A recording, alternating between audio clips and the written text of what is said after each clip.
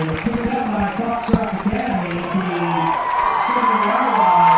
are back here at Foxcroft Academy. We apologize for the technical difficulties, but what did they miss, Gabe? So you just missed a sack, a tackle on a rush attempt by the quarterback, and a fumble by him, picked up by Foxcroft. Absolutely huge that Foxcroft got short field on the 13-ish yard line. I mean, couldn't ask for better field position. No, you can't. They're at the 12-yard line. They have it marked down. Rayfield's going to take the snap from center. He'll have Beaudry beside him. He's in the shotgun. Beaudry's to his left. Got wide out. He hands it to, he throws it out to the left. That is Richard. A short gain there. So, just want to let you know, with the technical difficulties, that's more of a reason to subscribe to our channel, as you'll get notifications when we come back live, and we are back live. And Hermon had possession first. They had a nice, they had the ball, but then Foxcroft defense just stifled them. The Foxcroft defense, they're not talked about a lot, but they definitely are one of the reasons they're the top team in Class D. Absolutely. I mean, it was a great stop defensively, and then obviously the forced fumble. There's a movement there. It might be on the Ponies. It is on the Ponies. False start there. That'll back them up a few yards, obviously. Not exactly what you want, but still obviously within field goal range with Marsters as your kicker. So not too much of an issue if you can't get something here, but obviously don't want to be in that position. No, you don't want the mistakes early, that's for sure. Now it's 2nd and 14 from the 16. Rayfield in the shotgun. He throws it to his right. Short pass there. That looks like Richard. Few missed tackles. What a move by Richard. Gets down close to the first down line. It's going to be 3rd and short now.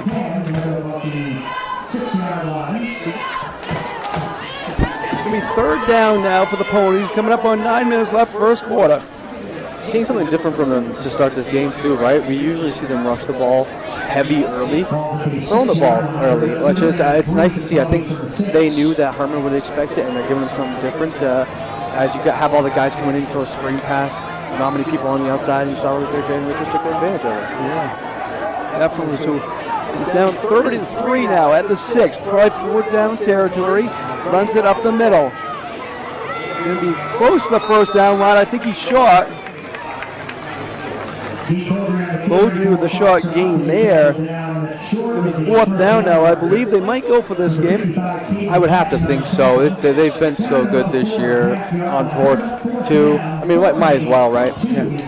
And worst case, you don't get it, they're going to have to go 95 yards. Yeah, absolutely. And, with that defense, that's not easy to do. So, no. Obviously they want to get the first down. They want to get in the end zone here. But as I said, worst case, they put Hermon in a tough spot. In the I formation, it looks like. Flip over to Beaudry. Beaudry goes to his right. Nice pursuit by Hermon. He gets the first down, though, on his feet. What a move there. On the half-yard line. It looked like Hermon had him in the backfield. Yeah. He made him miss a few tackles, got down close to the goal line, and did get a first down. Yeah, absolutely. Way to bounce that. I saw that there wasn't the availability to go straight down right off the tackle, and broke it all the way outside and got the first down.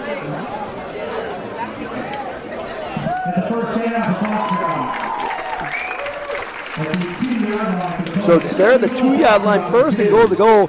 4 chances from here. Coach White's got to like the chances. Yeah, absolutely. Right there. Right back in the same formation. I assume a similar play going to come out of here.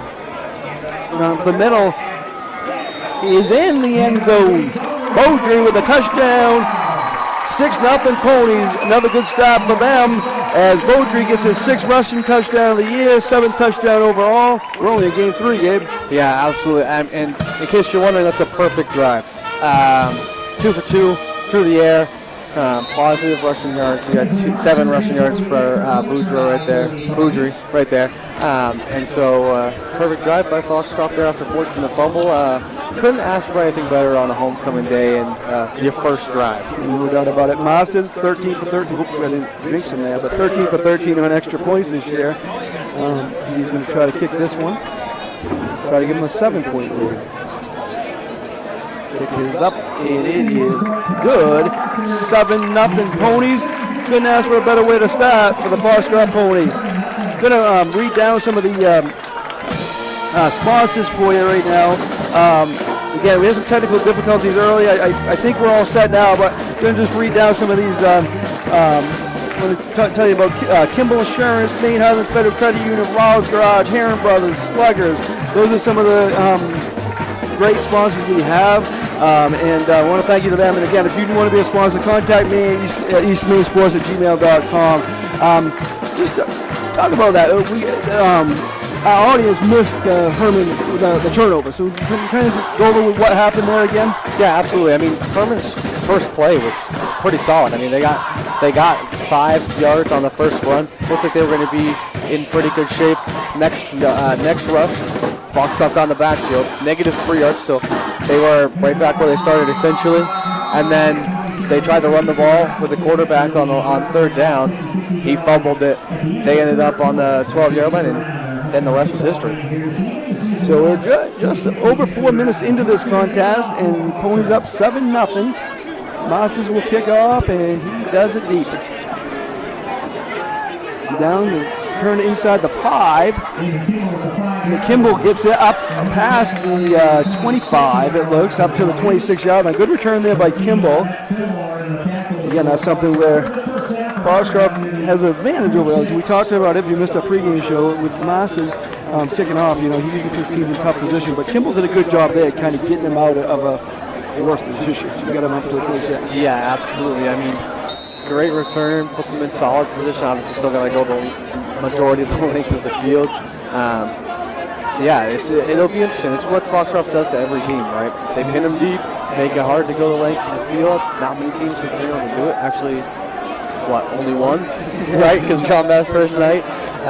So, Bolter has it, flips it back. And it was Kimball.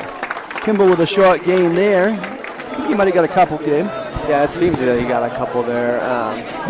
Not many. That defense again, right there. They give him one, and so up to the 27-yard line. Again, very early in the game, plenty of time, but it's kind of at least important to get a first down. Maybe not a score, but kind of keep the ball for a little bit and keep that powerful Foxcroft offense off the field. But that's easier said than done against this powerful Foxcroft defense.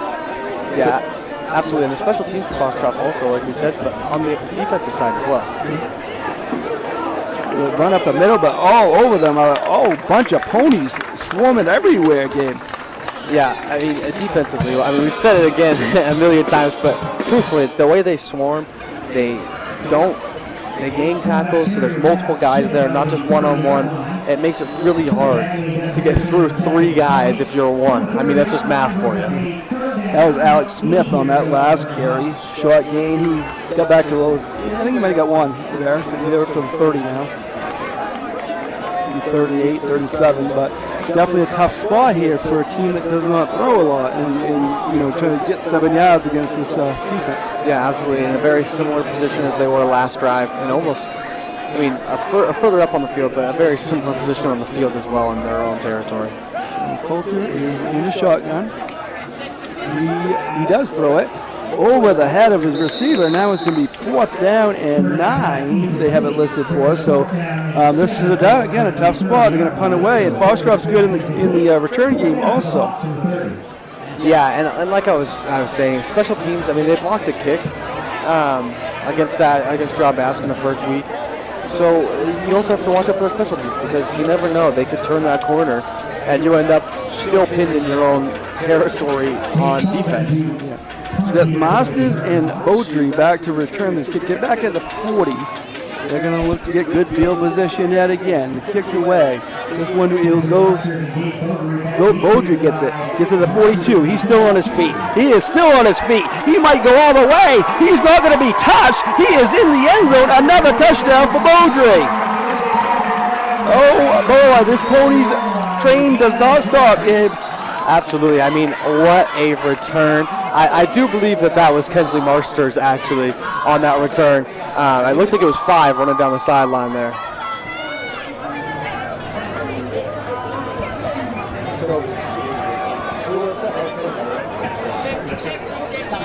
I got you. Yeah, you got it right. That was Masters. That was, you know. I saw it last second. It did the backwards dive. I saw the 5 flash in front of my eyes. So, what do we have here, though? Flag? It does seem that way.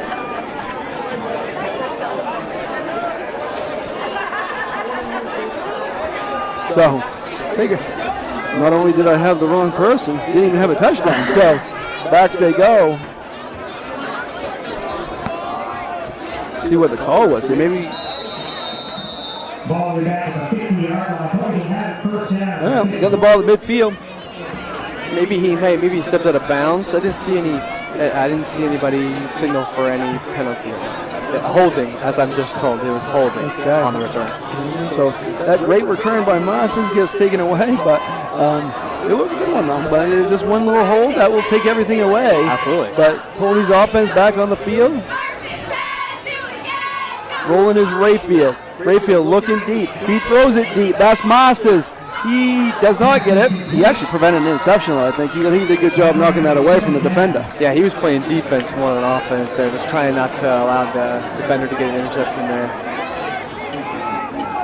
Good deep ball, though. I mean, we've seen them pass a ton already this game. Definitely a different game script than we've seen previously from this Ponies team. It's good to see Rayfield throwing the ball around the field. Definitely opens up the run game for them as well. So it's 2nd and 10 now. They're at midfield. 5:54 left, first quarter. Rayfield in the shotgun. Rayfield keeps it. He's going towards the first down marker. He gets it. First down, Wyatt Rayfield.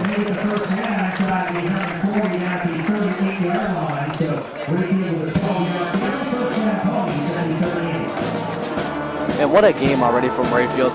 2 for 2 with 11 yards on that first drive, set up the touchdown, and then there, 12-yard rush. He's been a rock star so far this game.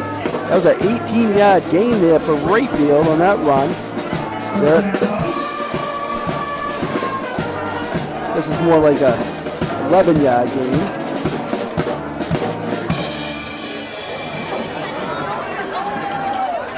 Rayfield looks to pass. He passes to Richard. Richard makes him one tackle and miss. Oh, he gets through another couple. He goes to midfield. He's still on his feet. Richard gets way down inside the 20. What a move there by Richard. He spun, he juked, he went everywhere on the field that you could have possibly imagined, from one side to the other. And it got to the 16-yard line, a 22-yard reception there.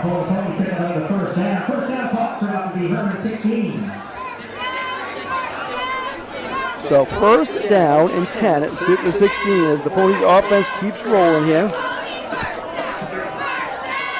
And 3 catches already for Richard as well. Definitely showing they can do it in different ways. Hands off here to Beaudry. Beaudry goes up the middle. Nice defense there by the Hawks all over this one. Maybe gets back to the line of scrimmage. Yeah, you can definitely see why the game script has changed to be more of a passing game. The Hawks have been very good at stopping the run so far, making it really hard for Beaudry to get any yards here. So now it's going to be 2nd and 9. They gave him 1 yard on that carry.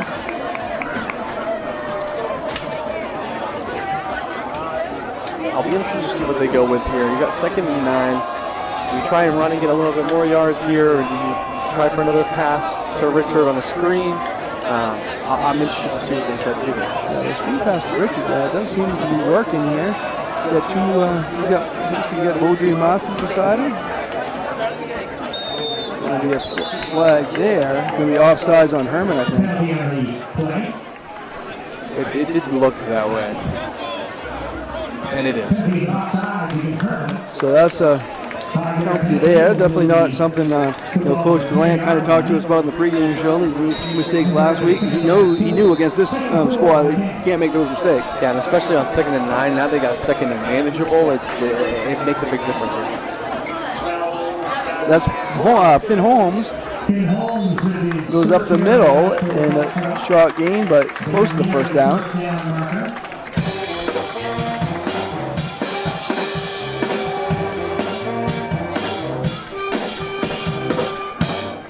So this is calling a 3rd and 1, so gain of 3 there.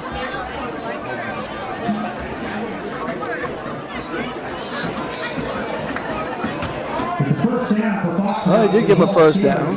Must have been right at the chains. Now they got 4 plays to get it in from the 5. Again, gotta like the chances. Yeah, absolutely. I mean, this Ponies team thrives inside the 5 on offense. What do you feel? He takes it himself. He's still on his feet. Nobody's going to touch him, not even in two-hand touch. Touchdown, Wyatt Rayfield.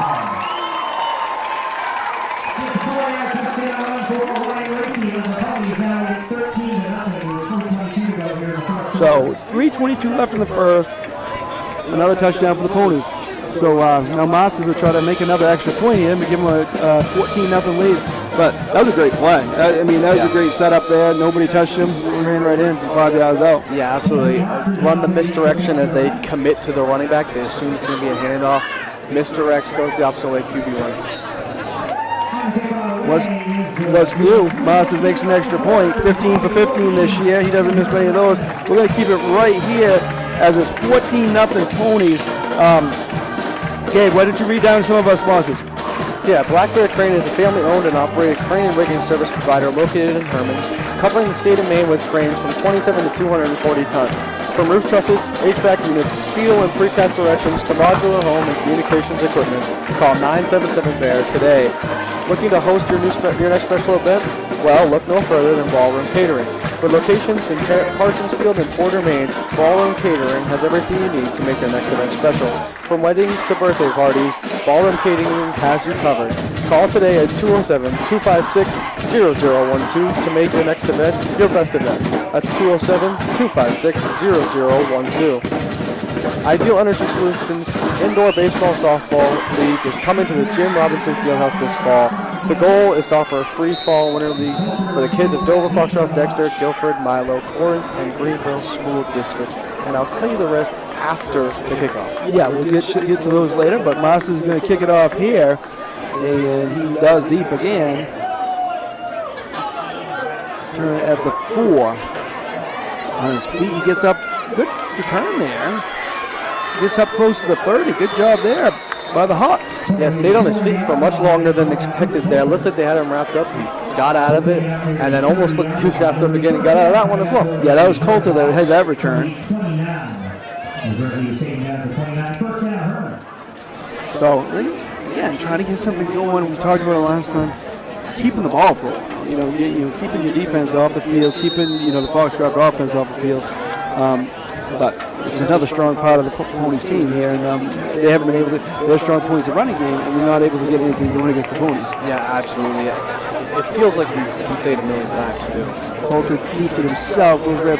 Good gain there, maybe 4 or 5 yards. Yeah, like last time they put him in a throwing. They had to throw. They were third and long, and it didn't work out. So Foxcroft keeps giving those spots. They're going to be in good shape again. Yeah, absolutely. It feels like at this point they've got to find a way to make something happen here, right? I mean, you got to get a first down. Got to have the chains move. They haven't been able to do that yet. 4 yards away from it now. It would be big for them to get a first down and move the chains for first down, get the momentum back on their side a little. Yeah, that was a good game by Coulter there. He's definitely their main offensive weapon, has been through the first 2 games and continues to be tonight. And that was Kimball. Not 1 yard maybe on that one. McSorley led the bunch of tacklers there for the Ponies. 3rd and 3. They gave him 1 yard. Coming up on 2 minutes left here in the first quarter. Ponies have the 14-0 lead. Early, ginormous play for Hermon here. I mean, like we said, got to get a first down, but truthfully, if you don't get the first down in this first quarter, things are going to start to get a little bit clammy in the hands. You're going to start to worry about what this Foxcroft team can do here. That's the truth. 3rd and 3 here. As you said, a big play for the Hawks. Coulter takes it up the middle. He didn't get a first down, I don't think, but they might be in a position where they might go for it. He did put him close if he didn't get it. Yeah, it'll be interesting to see what Coach does here. I feel like you kind of have to go for it, right? you don't want to have to punt 3 times on 3 drives to this team. Oh, it is a first down. So Colton did get the first down on that one. So first down of the game for the Hawks, and as we mentioned, that's a big play because you want to keep the ball for another, maybe till the end of the quarter now. So yeah, absolutely. You don't want to have to give that ball back and give them a potential 21-0 lead. That's a much harder hole to get out of than 14-0. Definitely. Colton in the shotgun. He hands it off. Looks like it's Kimball, but he gets nowhere. It's up into the arms of a bunch of Ponies. Yeah, I mean, truthfully, the Ponies have done great with their rush defense. We saw it the first game we had this year against John Babs, who also likes to run the ball a lot as well. I mean, it's just hard to run the ball against this Ponies team. So he lost 2. That was actually Alex Smith on that run, and he lost 2 yards, so it's 2nd and 12 now.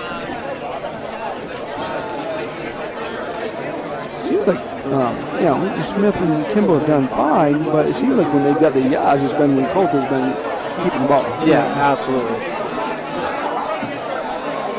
2nd and 12 here. Let's see what they do.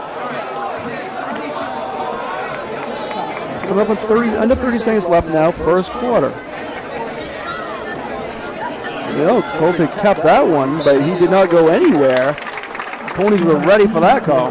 Yeah, Ponies are starting to sell out on that run. They're starting to see that the Hawks don't want to throw that ball, and so they're just selling out. They're blitzing everybody, keeping one-on-ones on the wide receivers, just making it very hard. We are going to keep it here as we just had some technical difficulties earlier. We don't want to take it away. We think we're okay right now, but we're going to keep it here. You got a couple more reads right now, don't you? Yes. When is it time to involve a surveyor? Are you uncertain of what is exactly yours? Building a new home or adding on? Involved in a new commercial development? Employing an engineer, architect, or landscape designer? Are you capturing aerial imagery, exploring real estate, or evaluating local terrain? These types of projects often present problems that only the proper use of land surveying or geomatic services can resolve. Down a little bit. I had someone call and say that it's pointed too Centrally located in Dexter, Maine Mapping Company provides statewide offerings of land surveying, geomatics, and mapping services, uniquely tailored to project demands.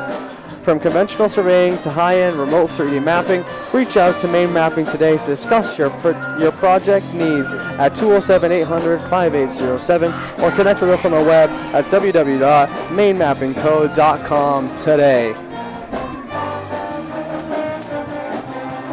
Black Bear Crane is a family-owned and operated crane and rigging service provider located in Hermon, covering the state of Maine with cranes from 27 to 240 tons. From roof trusses, HVAC units, steel and precast erection, to modular home and communications equipment, call 977-BEAR today. Thank you, Gabe, and we're back in action here. What do we got? A 3rd and 15. So the 2 runs right before the break, right at the end of the quarter, losses. Smith had 1, then Colton had 1. Now they're in another passing situation because I don't know if you can get 15 yards against this, in a run. So, they got him right where they want him to do the Ponies right now, but the Hermon's trying to change that. Here goes Colton. He rolls to his left, throws it deep, and it's going to be intercepted by the Ponies. They got it. That is Richard. He's still got it. He's still on his feet. Is he going to get tackled? He does eventually, but not until he gets down to the 33-yard line. Jaden Richard doing it on both sides of the ball tonight. Didn't call his name a lot in the John Babs game, but he's all over the place tonight. Yeah, absolutely. I mean, it was weird. He felt kind of quiet against John Babs, a big game already today. Obviously a focal point to get him involved on offensive end, and then he said, why not I get involved on the defensive end as well? Yeah. Again, Foxcroft put him in that situation where they were forced to throw. I don't think it's, I think they got confidence that they're going to either create a turnover or, when they get in the 3rd and long situations, and that's just what happened right there. Yeah, absolutely. So back at the 35, Ponies have it. Rayfield, he says, I'll try to throw, and he does it. He throws it to his guy, and it's going to be a first down. Still on the feet, down to the 20. That's Monsters with a big gain. 15-yard gain there. That goes Rayfield to Masters. A man of many talents. Let's talk about Toby Nelson for a minute, Gabe. He came over, got our camera down, tilted down a little bit, beautiful, beautiful pitcher, and, he's over there doing PA. He does many jobs here. Yeah, absolutely. Decides to commentate sometimes randomly, too. I mean, that man does everything. Yeah. You hear him on Eastern Maine Sports Media once in a while. But right now it's 1st and 10 at the 19. So what he's hit back here, it looks like he's going to pass again as he's in the shotgun with no backs beside him.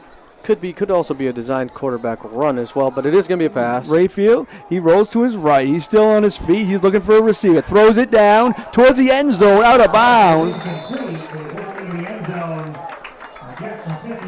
That's as close as it gets to being a touchdown without being one. I mean, that was nearly pinpointed perfectly to the corner of the end zone while getting hit.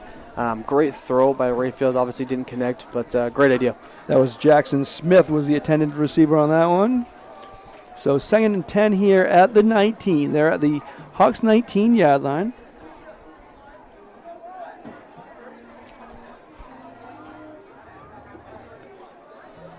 I mean, this kind of shows, obviously a lot of time to go in this game, but it shows where Foxcroft's at. This is a quality Class C team, and, they're just, taking care of business early, doing whatever they want. Again, Hermon can change that. They can change the narrative here, but it needs to happen soon. Absolutely. It does definitely have to happen soon.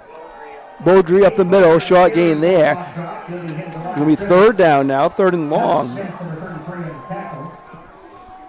I think he gained only 1 or 2 there. Nope, no gain, they're saying, so 3rd and 10.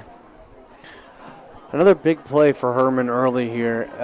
You have to get a stop here, right? You think 3rd and 10, 3rd and long, you got to be able to get a stop here, or else they're going to be right on the goal line if you don't. Yeah, and I would say this is 4-down territory, but if they stop it right here and it's 4th and 10, they might kick because, Coach White has confidence in Masters to hit a 45-yarder. So even if, this is like a 35-yarder. So if they need be, but I think this is 4-down territory. Yeah, I would assume so as well.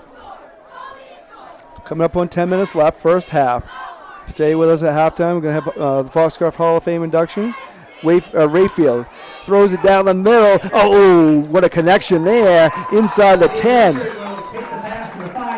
So down to the 5. Just another nice play. So that's a 14-yard gain there by the Ponies. Every time they need a play, Gabe, they get a play. I think that's the difference right now. They get in 3rd and long. They're confident they're going to get it.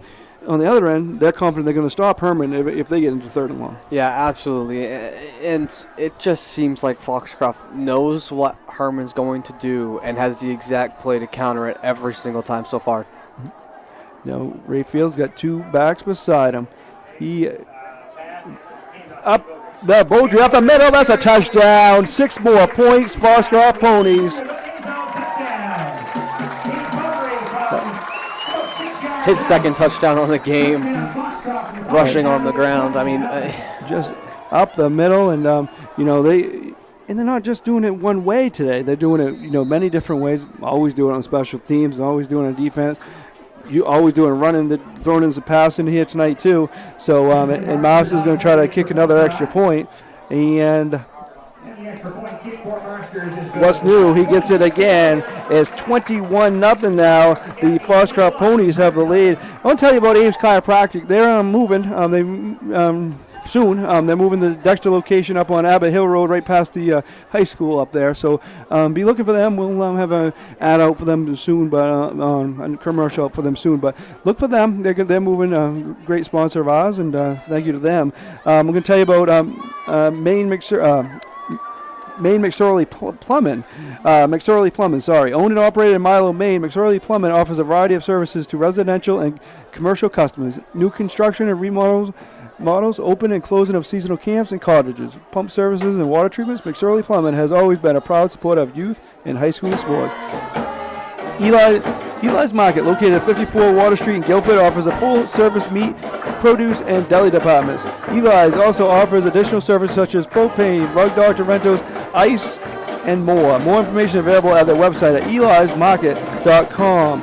I do want to mention a few more. Maine Highlands Federal Credit Union, Rouse Garage, Heron Brothers, Sluggers, and Kimball's Insurance. we're kind of keeping that. I don't think that's the reason that anything happened, but trying to keep the video on, and we'll be with you the whole way. Just wanted to mention them too. We'll mention our sponsors throughout the night, but right now the Foxcroft Ponies are just putting on a show yet again here tonight. Yeah, absolutely. I mean, could you ask for anything better? You couldn't if you coached Danny White. That's the truth. So Masters kicks it inside the 5s. Colta has it. Oh, great coverage there by the Ponies, and they're down to the 15.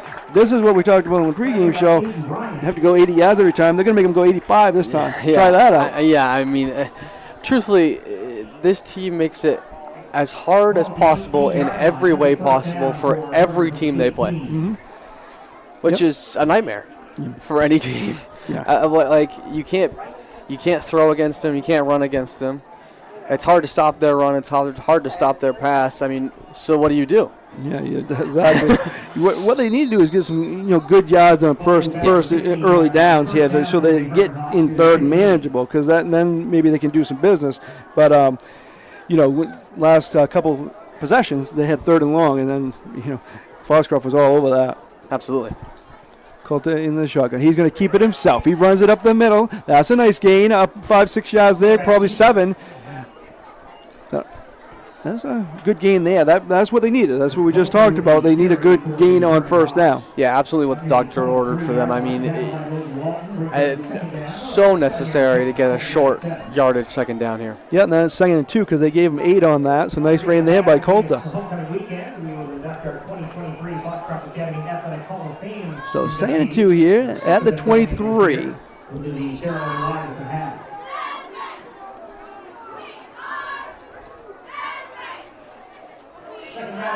See if Colta keeps it again here, Gabe. That play's been working pretty well. They're going to hand it off up the middle. Got close to a first down. Colta did keep it, actually. Yeah, first down there. I think that's the second first down of the game, right? I believe so, yes.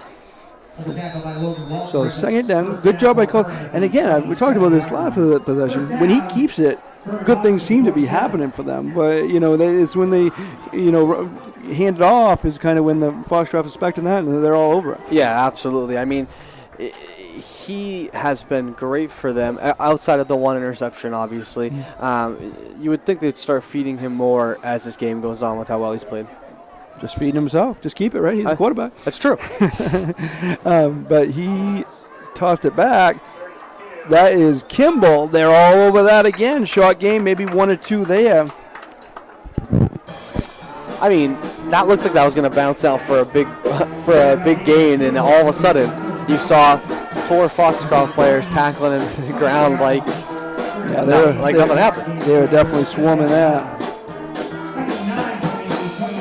And they did give him 1 yard on that play. 1 yard there for Kimball on that one. So 2nd and 9.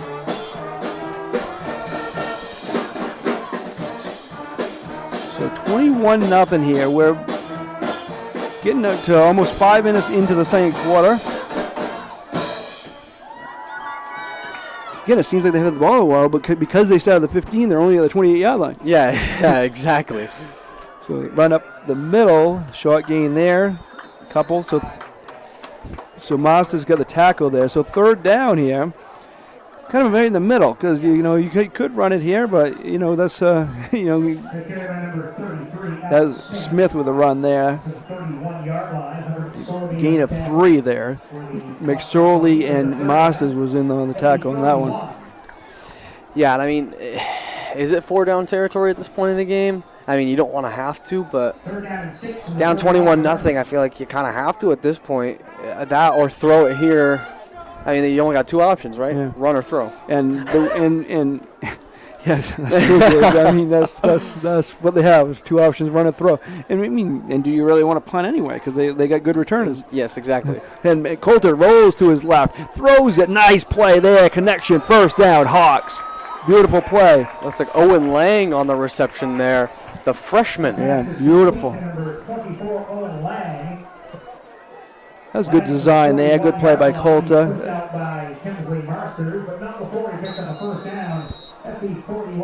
So first down at 41. Big play there for the Hawks. I mean, again, plenty of time left in this game. Not over yet. Many things could happen in the course of a football game that could change this game around, but they needed that first down. Yeah, they needed that first down bad. I mean, if you don't get that first down there, you're in trouble real quick with this team. Coulter in the shotgun. Takes the direct snap. He rolls back, looking to pass. Rolls to his right. He throws it. It is incomplete. Dangerous pass, too, because it got over him. I mean, if he caught it, he's going to lose yards anyway. Yeah. And then it was almost intercepted because there was a pony right behind him. Yeah, absolutely. And it looks like Marsters was the one who was there. Came up holding his hip for a second there. Looks like he's staying on the field, but did look like he pulled up just a tiny bit. Thank you for watching this Eastern Maine Sports Media broadcast. So please hit the subscribe button right on the YouTube channel. If we do have any technical difficulties, you get push the notifications and you get notified when we go live. Anytime we go live. So second and 10 here at the 41. 5:45 left here in the first half. Coulter has it. Rolls to his right. Looking for a receiver. He keeps it. He's still on his feet. Tough to bring down, but the Ponies do it. Good tackle there. Masters with that tackle.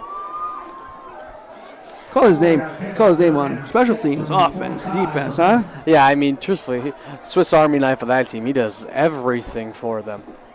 So that was a good gain, though. 5-yard gain, so it's 3rd and 5 here.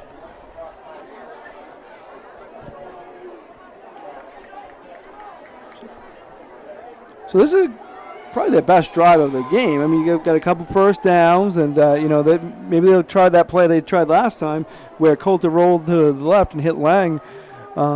See if they try something like that, or maybe Coulter will run it up the middle. He runs to his right, rolls to his right. He still got it. He's looking for a receiver. He throws it out of bounds. It's going to be 4th down. So 4th down here, and 3rd down. Sorry. Guess I was ahead of the game. Yeah, no, it is 4th. Okay. It is 4th, okay. I think that's the first time I've been right and Toby Nelson's been wrong. I think so. Yeah, Put this in the book. Yeah, September 15th, 2023. They're going for it on 4th here. No, they're punting. Sorry, I thought they were coming out to go for it here, but they're going to punt it here. Marsters and Gage Beaudry back there. High snap. He does get it off. Short kick. Going to be great field position here for the Ponies. Yeah, it looks like on the Hawks side of the field. So that was a very short kick, and gives Ponies in the, and that's kind of what we were talking about. I mean, what's the advantages of not going for it? I mean, you're either gonna kick it to them, they're gonna get a good gain, or you're gonna have a short kick, and if you go for it, you only lose like 4 or 5 yards. If And unless you have Marsters on your team, punting is never usually going to go super great. I haven't seen Foxcroft punt this year. Yeah, I don't think they have, to be fair. 1st and 10 here for the Ponies. They're at the Hawks 49. Masters throws it out here. Topolsky here. Beautiful gain there. Gain of 19. Beautiful setup there. Good play call by the Ponies. Yeah, he got involved during that game against John Babs towards the end, but making a difference here early in this game. Yeah, the junior with a nice gain there.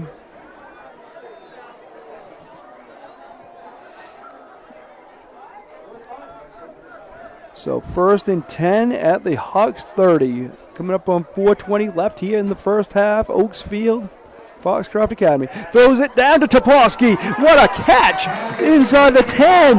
Beautiful play there. That was a beautiful play right there, Gabe. Yeah, I mean, couldn't you ask for 2 better plays from Topolsky there? I mean, great catches on both ends. That second one was a little bit high, and he still went up and got it. Had a great game from it. What do you think? Topolsky get the first 2 plays. They're going to try to throw it to him in the end zone here? I wouldn't be surprised if that's the case. Let's see what they do. Gabe's calling for a play to Topolsky in the end zone. Man in motion. handoff to the right. Nobody touched him. Jaden, That's just a pass. That's a pass to Richard, and a flip pass to Richard. Touchdown, Rayfield to Richard. 6 more points for the Foxcroft Ponies. 7-yard touchdown pass. Rayfield to Richard, and now Master's going to try to make it a 28-point game. I mean, And guess who gets the ball first, second half? them Ponies. Yeah, they do. They do. And it's just quite a show here by the Foxcroft Ponies. It's good. 28-0. You know what? What would you be doing if you could coach Gallant right now? Obviously, it's a tough situation in this game, but there's a lot of season left. You don't want to get these kids down. I mean, this is a tough task for anybody coming into Oaks Field, especially with this crowd, this environment, and on a homecoming night. It's tough on any night, but I think they got to kind of focus on the rest of the season, and not, I mean, you know, don't try to lose the control of this game totally, but they need to kind of focus on keeping them, you know, for the rest of the season, right? Yeah, absolutely. I mean, that's what Coach talked about before the game. His biggest thing coming into this game was just stay healthy. They got a bunch of guys out right now. They don't want to lose more. Yeah, just keep your guys healthy. Don't put them in positions to get banged up too bad. Obviously, still trying to win this game. It's not out of hand yet. But you got to do something here soon to keep it close. Yes, you do. And he'll see what the Ponies do here. They're going to kick it off is what they're going to do. And probably Masters is going to try to kick it down inside the 5 and see what happens. Absolutely. Like clockwork for him. Yeah. Might try to hit the field house. Nope, he kicks it deep, and that will go into the end zone. And not that far from the field house, really. Yeah, that's true. I mean, it was closer to the field house than he was at 20. That's true. That's actually true. I mean, this kid's leg is ridiculous. The fact that was probably at least halfway into the end zone is insane for a high school kicker. Talking about Masters, I don't know what his plans are, but he definitely got Division I leg. Yes. Oh, no question. Yeah, he does. He certainly does. I have no idea what the plan is, but if that's what road he chooses, he could do that. I'd have to imagine somebody's offered him something. Yeah.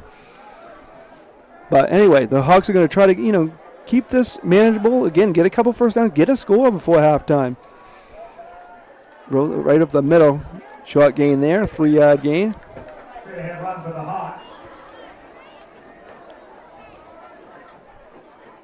So this is our Hermon team who gave, a good Oceanside team all they could handle last week. And, I looked at this, we looked at it like, oh, wow, this is a good challenge for, the Ponies. The Ponies come in prepared and, ready for this game like they are every week, and, just put their foot to the gas right from the get-go. Yeah, I've truly been, extremely impressed with how the game plan was set up, because like I said earlier, it just feels like they know everything that Hermon's going to do before they even do it, which just says the preparation was amazing. Toss out to the left. That was Kimball. He gets 3 or 4. Well, let's talk about that man who does that preparation. He's going for his 100th career win tonight. Heck of a career. Danny White's one of the best coaches around. He many state titles he's won as a player. He's definitely won many as a coach already, including last year. So definitely this could be a special night for him also. Yeah, absolutely. I mean, I'm sure he's got it in the back of his head, thinking about as this game goes on that he's that close to making 100 wins, which is an insane accomplishment. Like you were saying, high school football is not an easy game to win, and to win consistently and get 100 wins in only 15 years. It says quite something about the way he prepares. Yeah, there's only 8 regular season games a year. That's why in basketball the big mark is 300. Yeah. In football 100 is quite an accomplishment. And here's some math for you. That's almost an average of 7 wins a year in 15 years. Yeah. So he's losing only 1 game a year on average. Well, that includes playoffs, but yes, but still, yeah, it's quite a. I mean, Danny White, one of the best around, that's for sure. 3rd and 5 here, just like that, 3rd and 5. Yes. It's very quick when the Foxcroft Ponies are on defense. Yeah, Holter's going to look for a receiver. He got sacked!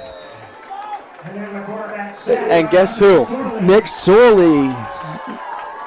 Good guess. Good guess. Yeah, that's a pretty good. That's a pretty good guess. Yeah. I mean, he had a rushing touchdown week 1, and then he's got a sack today and a tackle for a loss. I mean, kids everywhere. Yeah, he's a force out there, that's for sure. Hunter McSorley. So coming up, under 2 minutes left here in the first half. So Foxcroft's going to get one more chance. And if they score here, we start the second half and run the clock. Yeah, absolutely. That would be quite something. Quite the opposite of what was probably expected for a lot of people coming into this game as well. So Beaudry and Masters back at the 50. This is going to be kick short. It's going to be great field position as they're going to have the ball about inside the 35, it looks like. Or inside the 30 maybe. So, great field position here.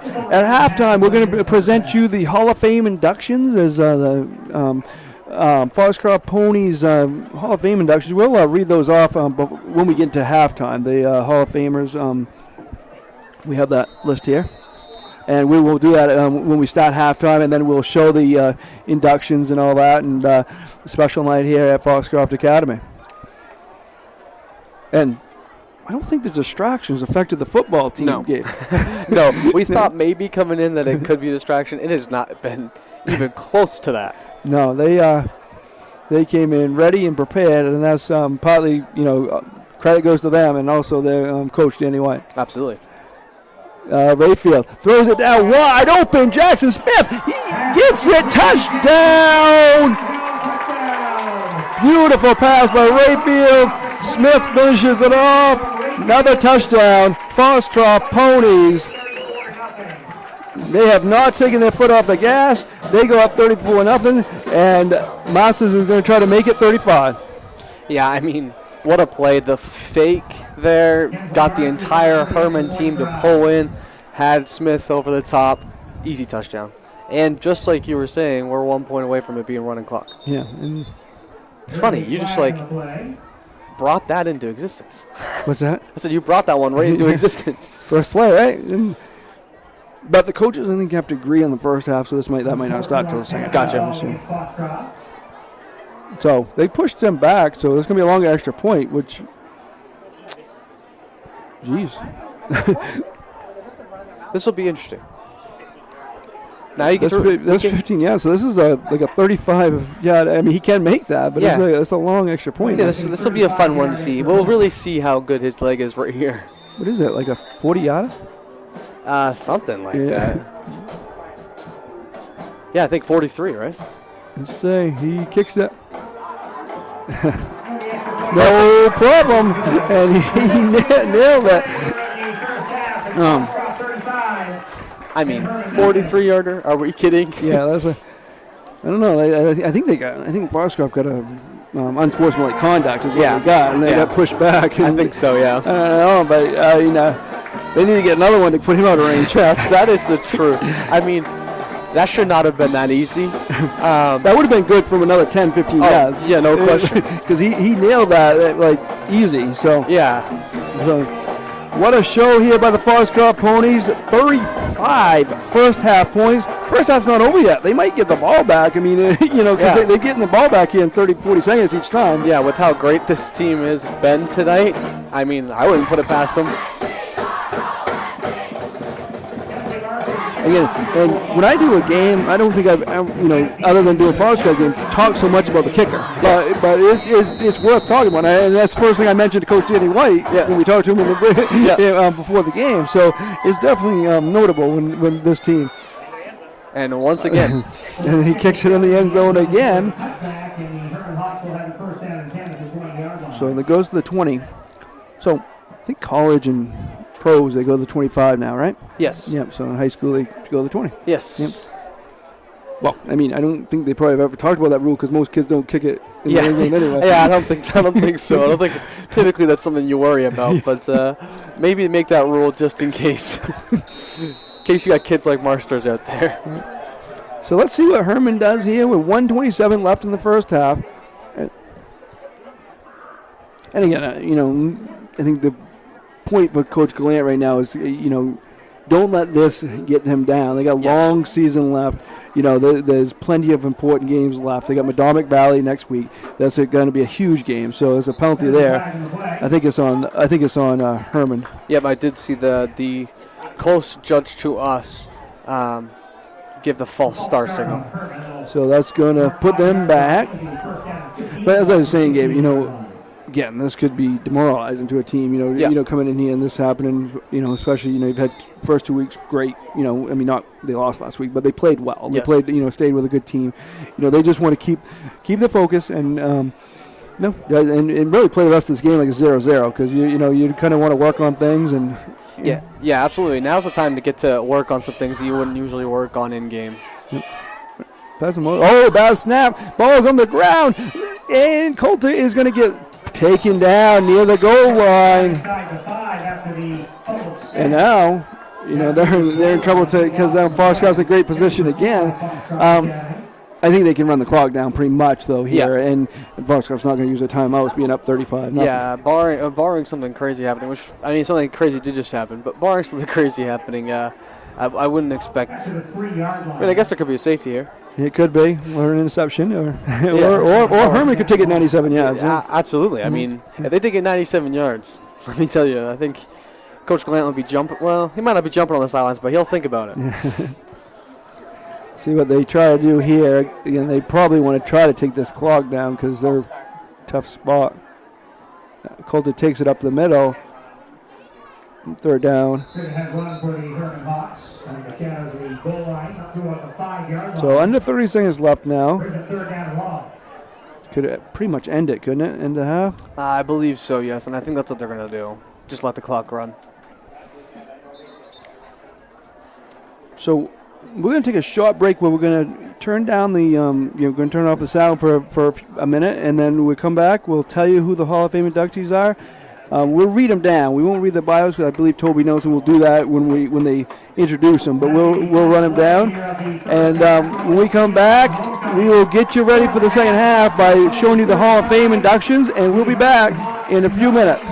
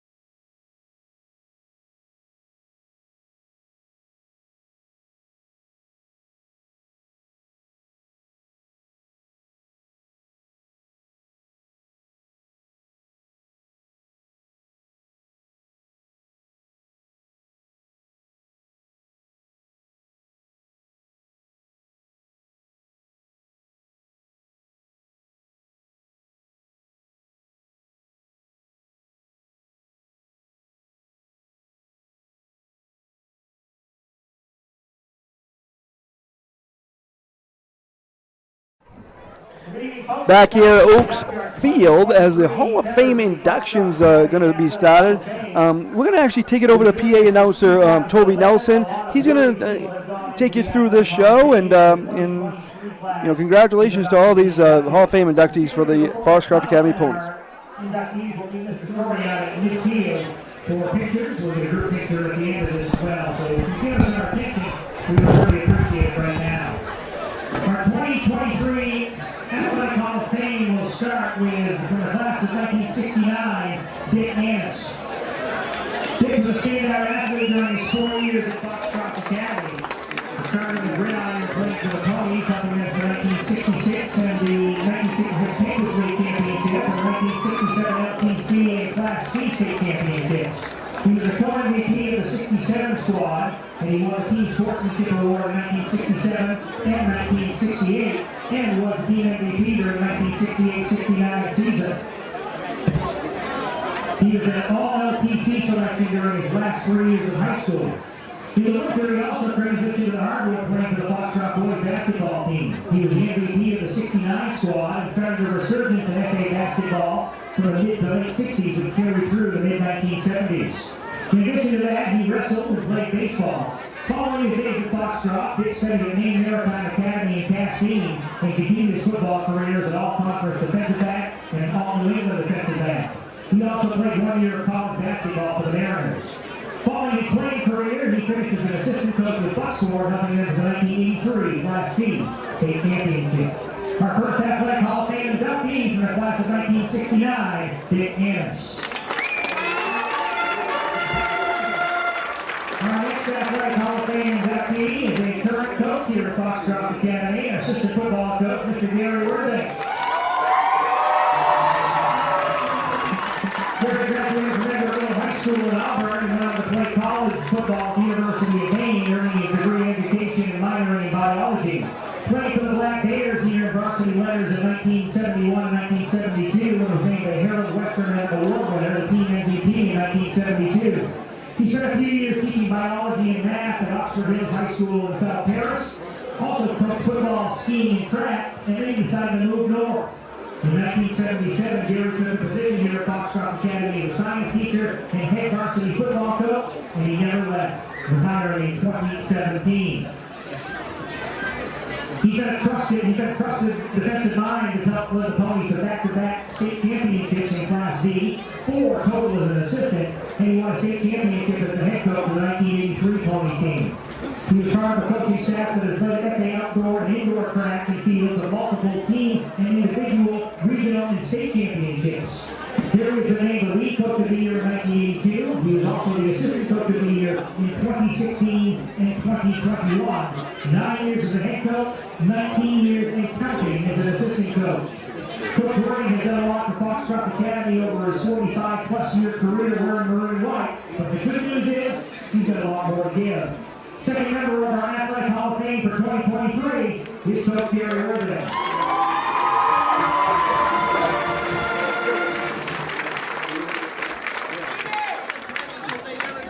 The next inductee could not be here this evening. Would like to read her biography. She lives in Utah. Erin Kimball from the class of 1997.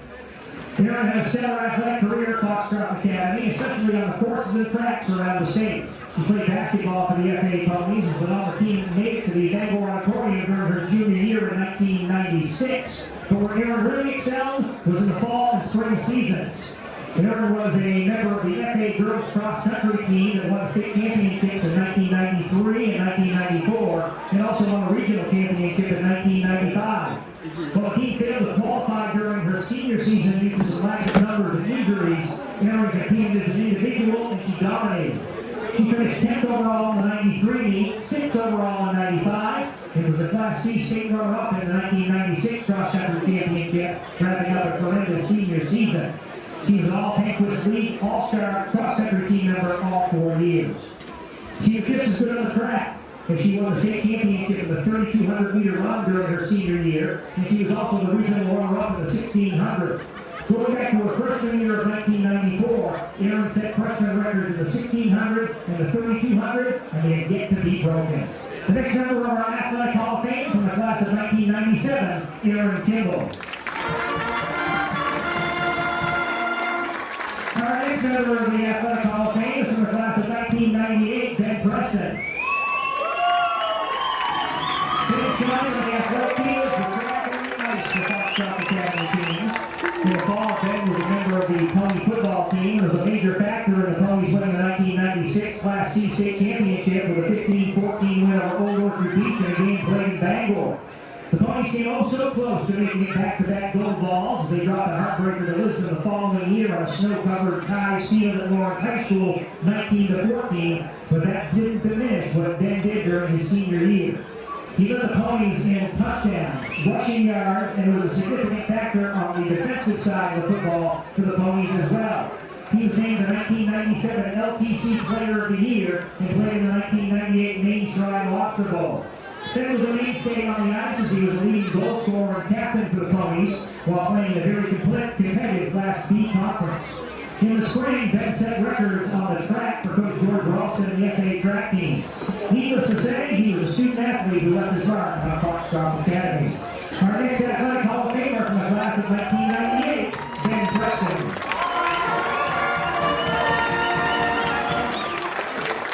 Our next inductee is from the class of 2016, Judson Hunter Smith. Hunter Smith had a remarkable 4-year athletic career here at Foxcroft Academy. He started things off with a bang as a member of the 2012 Class C State Championship winning football team, and he bookended his high school career winning the 2016 Class B State Team Track Championship his senior year, but there was so much more in between.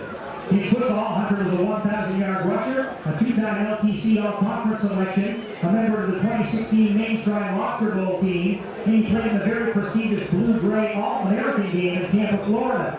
On the basketball court, Hunter scored 1,000 points, was a 3-time first-team All-Conference selection, Big East Player of the Year in 2014, and a McDonald's All-Star during his senior season. His Ponies team made it to the Class B semifinals during his freshman year. Hunter didn't stop there as he was a dominant force in both the indoor and outdoor track teams. He was named the 2015 PDC Championship Meet Male MVP, was a 4-time high jump state champion, 2-time 110-meter hurdle state champ, and he qualified for the New England State Championships.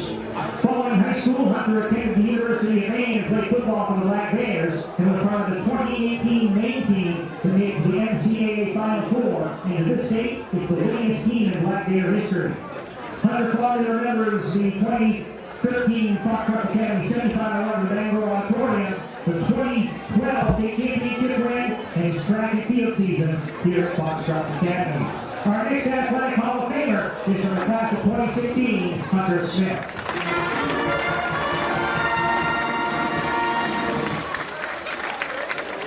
And our final athletic Hall of Famer this evening is from the class of 1969, Trey Anderson.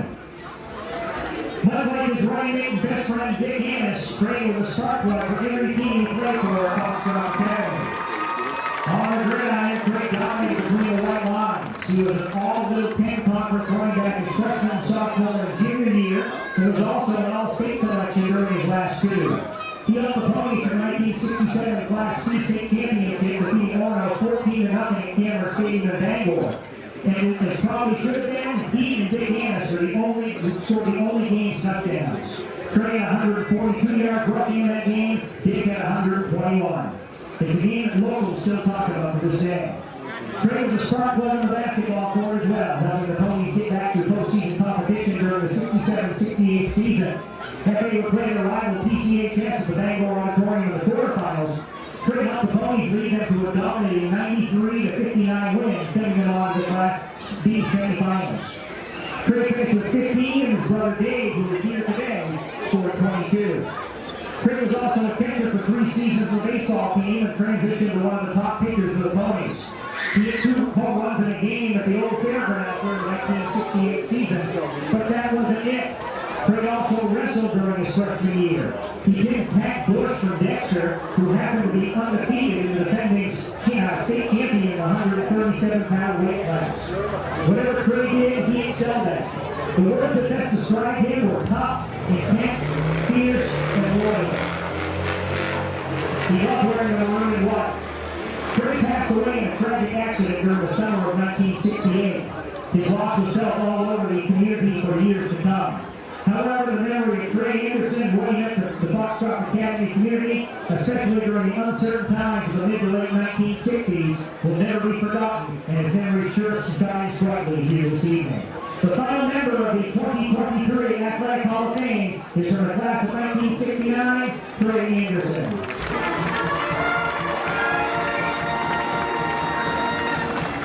Once again, folks,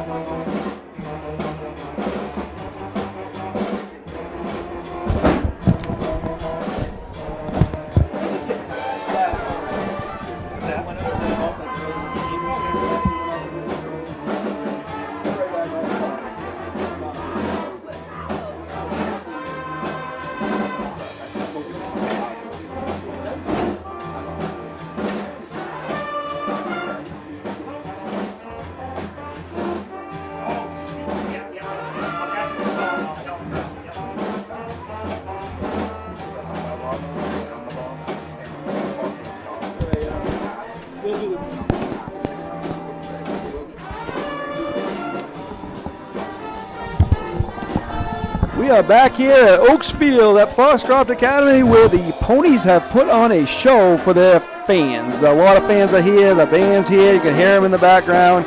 It's been, you just saw the Hall of Fame inductions, that was great. And, I want to thank all of you for tuning in.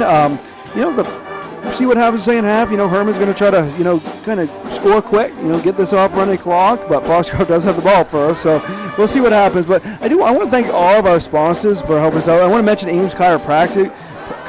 They're moving to Dexter. They're leaving the Bangor office, and they're moving to Dexter, right on Abbott Hill, right past the high school, up there in Dexter. So go see them. Again, we'll get an ad on there soon for them. And, we're going out to, in the near future, not tomorrow. It's going to be raining, I heard, tomorrow, Gabe. We're going to do an ad for Maine Mapping Company, at sometime soon. And we do have a lot of good commercials on.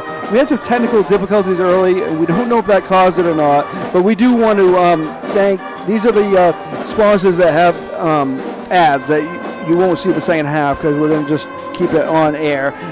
Kimball Insurance, Maine Highlands Federal Credit Union, Raws Garage, Hermon Brothers, and Sluggers. Thank you to them. And I want to take it over to Gabe. He's going to tell you about some more of our great sponsors right now. Take it over, Gabe. So, looking to host your next special event? Well, look no further than Ballroom Catering. With locations in Parsonsfield and Porter, Maine, Ballroom Catering has everything you need to make your next event special. From weddings to birthday parties, Ballroom Catering has you covered. Call today at 207-256-0012 to make your next event your best event. That's 207-256-0012. Ideal Energy Solutions Indoor Baseball and Softball League is coming to the Jim Robinson Fieldhouse this fall. The goal is to offer a free fall and winter league for kids from the Dover, Foxcroft, Dexter, Guilford, Milo, Portland, and Greenville school districts. The actual league cost will depend on how much money they can raise, but they hope to make it free. If you have a local business and are looking for a unique advertising opportunity to help the kids in this area, please call Dan Hill at 717-3788 or visit idealenergysports.com. When is it time to involve a surveyor? Are you uncertain of what is exactly yours? Building a new home or adding on? Involved in a new commercial development? Employing an engineer, architect, or landscape designer? Are you capturing aerial imagery, exploring real estate, or evaluating local terrain? These types of projects often present problems that only the proper use of land surveying or geomatics services can solve. Centrally located in Dexter, Maine, Maine Mapping Company provides statewide offerings of land surveying, geomatics, and mapping services, uniquely tailored to project demands. From conventional surveying to high-end remote 3D mapping, reach out to Maine Mapping Company today to discuss your project's needs at 207-800-5807 or connect with us on the web at www.mainmappingco.com. That was great. Thank you to all of them. And also got a couple more. Eli's Market, located at 54 Water Street in Guilford, offers a full-service meat, produce, and deli departments. Eli's also offers additional services such as propane, rug doctor rentals, ice, and more. More information is available on their website at elismarket.com. Another one, owned and operated at Milo, Maine. McSorley Plumbing offers a variety of services to residential and commercial customers. New construction and remodels, open and closing of seasonal camps and cottages, pump services, and water treatments. McSorley Plumbing has always been a proud supporter of youth and high school sports. I want to talk to you about what's coming up. Tuesday night, we'll be right next door, right at that field house. Big high school field hockey game. Dexter, Foxcroft, top two teams in Class C going at it. That should be a clash. It always is when those two teams meet. And that will be a 5:15 pregame show here on Eastern Maine Sports Media. Next Friday, we'll be right back here. Foxcroft will be hosting Madison as they will, they're hoping to win this one, and then they're hoping to try to move to 4-0 next week. So that will be a 6:45 pregame show next Friday. And then we'll have, again, some soccer games at the end of the month. Follow EasternMaineSports.com for all the information. We'll have it covered. We got your schedules. We got your scores. A lot of action tonight. Not much tomorrow. Not much action tomorrow. Most things have got moved. There are some games on Monday. I know Winslow Nokomis is playing Monday afternoon at Nokomis, and Freeport and John Babs are playing Monday night at Husson on Monday night. So there's some, more football. If you haven't got enough tonight, you can miss it. A lot of pro action. We got Patriots and Dolphins on Sunday Night Football. Yeah, Absolutely. This guy here, guys, you might want to remember this when the Patriots go 13-4. That's what he predicted. I did. It's true. I mean, after the first week, with how well they played the Eagles, after the Eagles, they only get 3 more losses now because they lost that game. That's true, but you show me what you can do against the people who were in the Super Bowl last year. I mean, it's possible. Yeah, it is. It is. Yep. You never know. I guess Aaron Rodgers got hurt, so maybe they can almost finish ahead of the Jets now, and I wish them luck. But anyway, we're back to the high school game, and the Ponies and the Hawks are getting ready, and Ponies over there stretching, Hawks are getting ready on their end. What do you think? Let's start with Coach Glant. What do you think the message was at halftime? Obviously this didn't go the way they wanted in the first half. What do you think his message was at halftime? I mean, I think it's got to be play 0-0. Right? This game's as if it's 0-0. Play as hard as you did in the first half. It can't be let up. Right? I think if he sees let up, you're going to see rotations pretty early on. I think that's probably what he told them is, hey, if you're not coming out on fire, then you're probably going to get rotated out. For Foxcroft, just keep that pressure on, right? Yeah, and honestly, a lot of times you're like, oh, you're going to let up. It's 35-0. And first of all, they never let up, no matter who's in the game. They have third, fourth stringers that are as good as a lot of first stringers. So they can play with anybody. But they're going to be still fired up. This is a big weekend for them. There's a huge crowd here. They want to show what they got. They want this. Maybe other than the senior game on the last game of the year against Freeport, this will probably be the biggest crowd of the year. Usually as homecoming, and just a big weekend with the Hall of Fame inductions. So I think they're just getting fired up. And if they can keep it running clock, they can start the rest of the night quicker. Absolutely, yeah. I think that these players will like to go to their homecoming dance, so they may keep the pressure on so they can get there earlier than they're supposed to. Yeah, so again, this second half will start on running clock. Hermon will kick off to Foxcroft. Foxcroft, we'll try to get it up even higher. They got Masters and Beaudry, looks like, back there.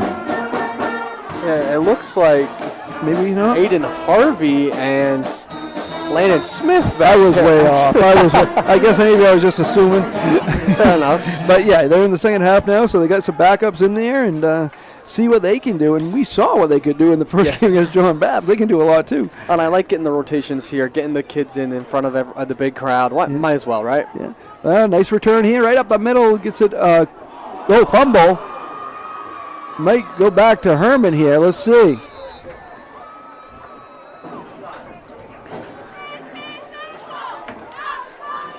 So fumble there.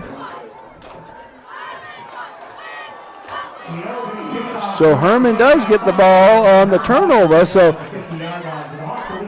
was a great return before the fumble. Just unfortunately they fumbled at the end. That's a good start for Hermon. They didn't even get the ball on the kickoff and somehow still ended up with the first possession. Yeah. That was not a lot has gone their way. Not a lot has gone against Foxcroft. But start off the second half. As you said, they still got to start off and not look at the scoreboard. Yes. Yeah. And see what they can do. They got the ball right there at midfield here. I will be interested to see this is the best field position in the game. Yes, absolutely. I'll be interested to see if they throw the ball here because to keep this clock from running, you're going to have to score quick here. Yeah. If you want to keep this game close, I'll be interested to see what they do. Yeah. As Gabe mentioned, the running clock, Coulter will run it to the right, gain about 2 or 3 maybe. But you're right. So the clock will continue to run. It'll stop on, I think, scores, injuries. I think that's about it. Yeah, absolutely. Just try not to get injured is probably the biggest thing. But, I mean, that's the only time the clock stops. Yes. Those 2 things, I believe. And, yes. But it's so no gain on that. Yes. So they get back to the line of scrimmage is all Coulter did on that one. And that just shows, right? That looked like it was like a yard or 2. But that's just how good Foxcroft's defense has been today is that. That maybe it was a half an inch gain. Looked like it was a lot more. So Coulter is in the shotgun here.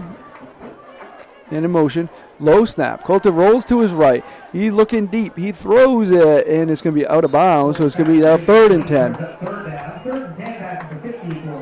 Philip Bagley in the backfield there had a big hit there to force the incompletion. A lot of, going to be some names we didn't really hear in the first half there. Griffin Caruso is going to be warming up over here in front of us. He might come in and play quarterback. He's warming up with Rayfield, so who knows? Yeah, that's fair. Third and 10 here. Under 10 minutes left, third quarter.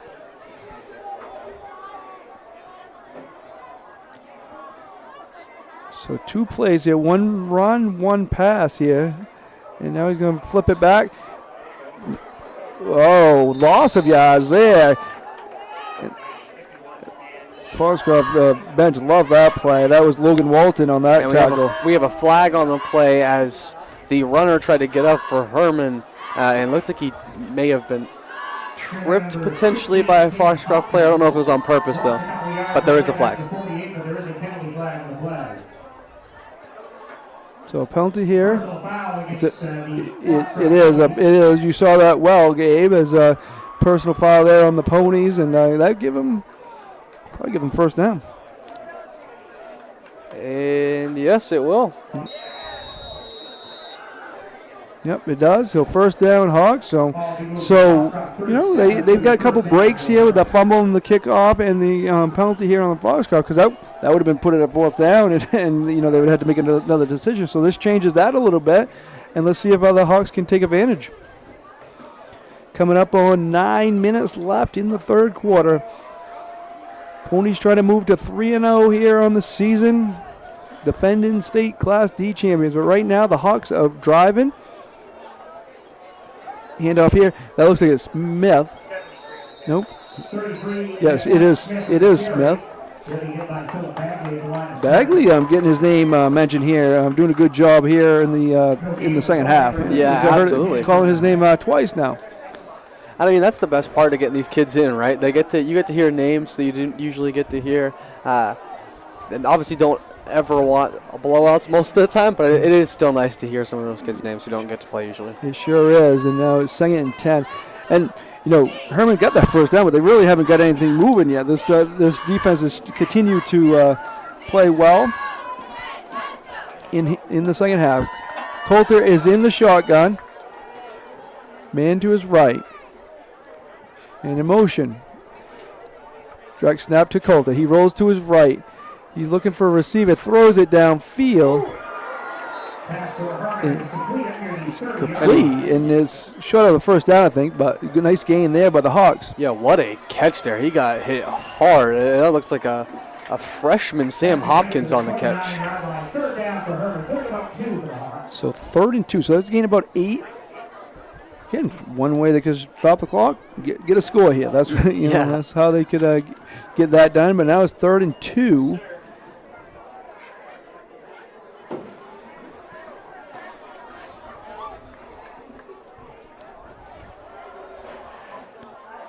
Taking the time of the Hawks is they're at the 29-yard line now. See what they do here. I would expect them to run, maybe up the middle with Coulter. Oh, somebody jumped. I don't know if it's, I think it's offsides on the, no, I think it's false start. Penalty flag in the play. See what they call. Offsides or false start game? Offsides. Yes. So that's going to be another first down. So both first downs they got have been on Foxcroft penalties. And, obviously Coach White's happy with what has gone on today, but he probably wants a little bit more focus here. They got a turnover and 2 penalties here. That's not the way they want to start the second half, even though they're up 35-0. Yeah, absolutely. I'm sure he wanted to have this half be a little bit more on, not necessarily cruise control, but a little bit easier with who he puts in and not have to worry as much. His players are making him have to worry a little bit more than I think he was expecting to start this. Yeah, I'm not sure if worried, but definitely does want to be more focused here, no matter what the score is. That was Kimball, I think. It did look like Kimball, yes. He's in the mix. Yeah, gain a couple, I think. So gain of 4 actually on that one. They've been moving the ball pretty well on this drive. Obviously, you had the penalties as well, but you had the catch there and a 4-yard run there as well. They've been able to get down into the almost down into the red zone here. Yeah, and again, they were definitely aided by a couple of Foxcroft penalties here, and that's how they got both their first downs. But yes, they have had a couple nice gains and definitely some momentum here for the Hawks. Coulter rolls to the right. Foxcroft's all over it, thrown down for a loss. Quarterback keeper by Coulter, and it's tackle in the backfield by Finn Holmes. Finn Holmes with a nice tackle on that one. Good job by Holmes. So now, got 3rd and long again. And right as we were saying that the Foxcroft team was allowing a little bit of yards, they come out, get a loss. Yeah. Yeah, defensively, they still haven't allowed a lot, like on the ground. Yes. Coulter hasn't been able to get much going like he did the first 2 games. He had a great game against Brewer, a solid game against Oceanside. He hasn't been able to get anything going today. Again, they're just the penalties. They really, Coach White probably just wants them to cut that down the rest of this half and go with that. But it's 3rd and 11 now. Passing situation. Coulter has it, rolls to his left. Ponies almost got another sack. Throws it down the field. Intercepted by the Ponies. Here they go down the sideline. Jackson Smith, a great hit, I think. So there's going to be more yards added to that. As Jackson Smith got a touchdown earlier, got an interception now. Yeah, I mean, what a day for him on the offensive and defensive side. So many names we can call this Foxcroft Ponies. You go down the list. It's not just Rayfield, not just Beaudry, not just Richard. Not just Masters. They go down the list, and there's a lot of playmakers on this team. I think Jackson Smith on a lot of teams would be, put up big numbers. Yeah, absolutely. And gets kind of overlooked because they got so many playmakers. Yeah, for sure. I mean, truthfully, how many playmakers do you need on one team? I mean, they just got a surplus. Yeah, they targeted the call. Don't see that call very much. No. I think they out of bounds. They kind of get the hit there, and they call it targeted, and puts the Ponies up to the 43. So the clock is running. So again, we won't have a lot of time here in the second half with the clock running. So we're going to keep thanking the sponsors, and you can see them all on our webpage too, and on our Facebook page. And if you want to sponsor any or all of our broadcasts, please contact me at Mark at eastermainsports@gmail.com. Can hook you up there. Next broadcast Tuesday. Dexter Foxcroft field hockey there. Don't know what's happened here, but they're ready to play, I guess. Hand off over to the right. Left goes Topolsky. Still on his feet. What a run. He is still going. He is on his feet. Is he going to be stopped? I don't think so, Gabe. Touchdown, Ponies. There is a flag. There's a flag that might come back. It's right next to Marsters. He hasn't moved, and I think it's gonna be holding on Marsters. Holding on Masters. Good call, Gabe. You saw that from here? I did. The only reason I saw it is because they threw the flag right next to him, and he stopped moving. So I was like, okay, well, that might help. I think like some of the Hermon guys, I was like, they're not even didn't really trying. So everybody knew about the flag but me. To be fair, they did throw it behind the play. So yeah, I was watching the run. So, but it was a great run. It was a great run. Yeah, great run. He broke the tackle. I don't even really know if he needed the hold over there. He probably was gone regardless, to be fair. So you see the penalty was on Masters, huh? Yes. So, yeah, maybe they give him the ball now and, that wouldn't be fair. No. But anyway, 1st and 15, 3:45 left in the third quarter.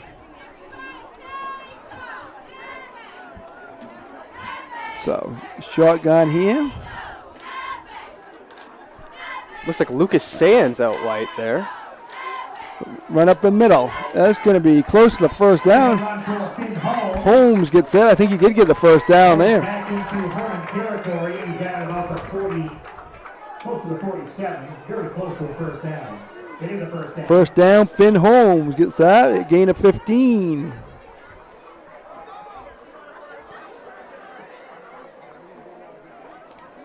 Gabe, tell me your expert analysis on if you were a coach, how could you beat the Foxcroft Ponies?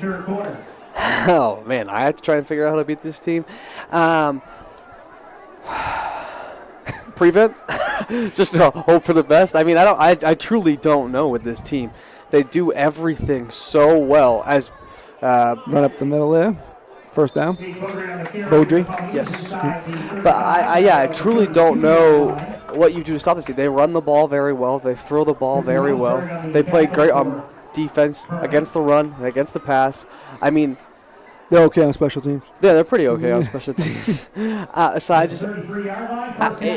don't know many teams, if any, especially in D, that are going to compete with this team. Yeah, I honestly don't know if there's many in C. I mean, Yes. this is a good Yes. Class C team. This isn't, Hermon is not. They're a very good team, and, Yes. and they're going to compete in C. They're going to be, right there in C. So, Yes. they're going to be one of the, teams in the mix in C, and so they're a very good C team, and Foxcroft's done pretty well tonight. 1st and 10 at the Hermon 32. Mayfield throws it incomplete. His first incompletion of the game, just in case you're wondering. So 2nd and 10 now, 1:40 in counting.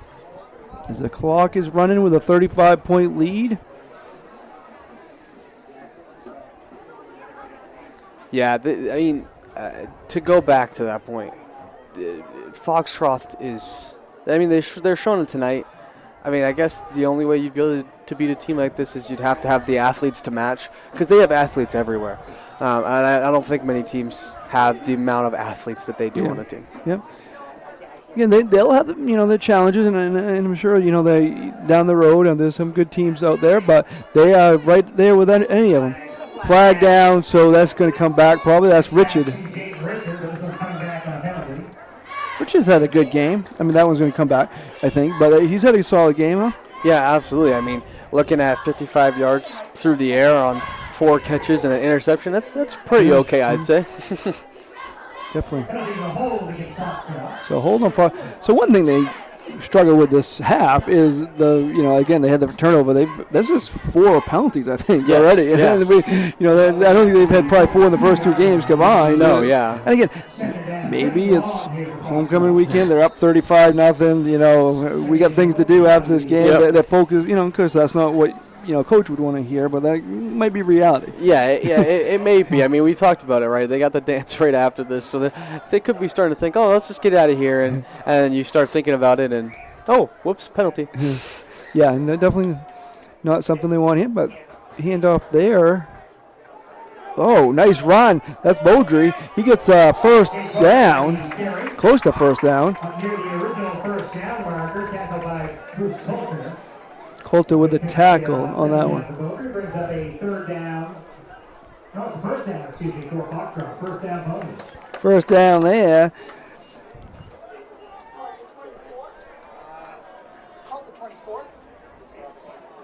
So 24-yard line there. Gain of 18. This might be the end of the quarter. They might get one more playoff. We're winding down here. And that is the end of the... Oh, no, they didn't get it up. So we're going to go to the other end. Start the 4th quarter. It'll be the Ponies ball at the Hermon 24, 1st and 10 when we start the 4th quarter. I want to say thank you to some more of our sponsors. These ones, again, they have great commercials out, and we do show them the majority of the games, but we just haven't tonight, and that's Herron Brothers, Sluggers. Thank you to them. Thank you to Raleigh's Garage, Main Highlands Federal Credit Union, and Kimball Insurance. Also, thanks to Ames Chiropractic. Great sponsor of ours. They're moving to Dexter. Check them out on Abbott Hill Road. That's right past the high school up on the hill there in Dexter. So check them out. They'll be fully moved in there soon. And thank you to all of our sponsors. And I know UMaine's playing tonight. A lot of things got moved because of the tropical storm, I guess they're calling it now. It's kind of lowered expectations there and stuff, but it's still going to be windy and rainy around here tomorrow, and a lot of things got moved, but most got in tonight. Some will get in Monday, some of the high school games, and it'll be a great night of football. And all of our scores will be posted on the on EasternMainSports.com and on our scores page later tonight. Again, what do you think Hermon wants to get out of this last 12 minutes? I mean, we've been talking about it, but I think it is just trying new things, right? It's things you haven't been able to see in game. and trying to see them in games, see some new plays, see how those work out in an actual game scenario, I think is probably what they're going for the rest of this game. So shotgun here. Hand off there. Up the middle. Short gain there. Maybe gain of 2 or 3. Jacob Johnson. So some names, again, you haven't heard throughout the majority of the game. Getting some playing time here. Gain of 1 there for Johnson.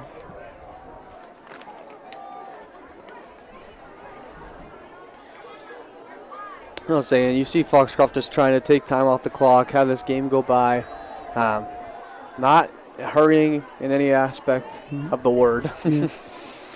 Nope.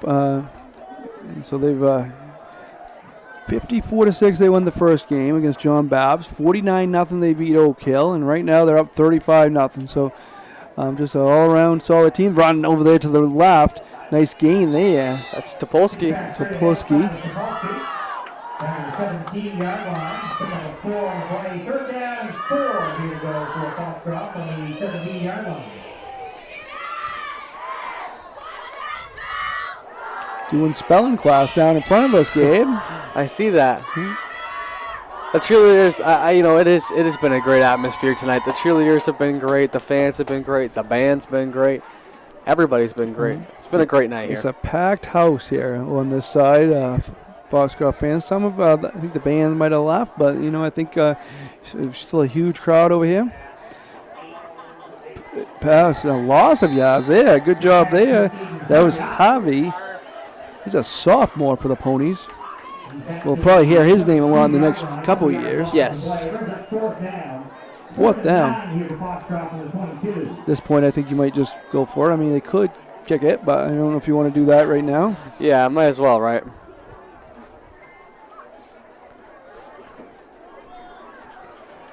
4th and 9. 2 minutes into the 4th quarter. The clock continues to run.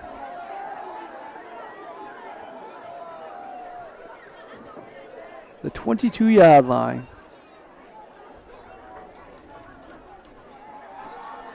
Throws it. Oh, nice catch. Beautiful catch down the sidelines. He is. Javi gets it close. I think he got down to the 2. Calling it the 4, I guess, but what a play. That was a great catch by Javi. Yeah, what a catch for the guy right on him. Fantastic catch. And then dragged opponents all the way down to what I believe they're marking as the 2-yard line.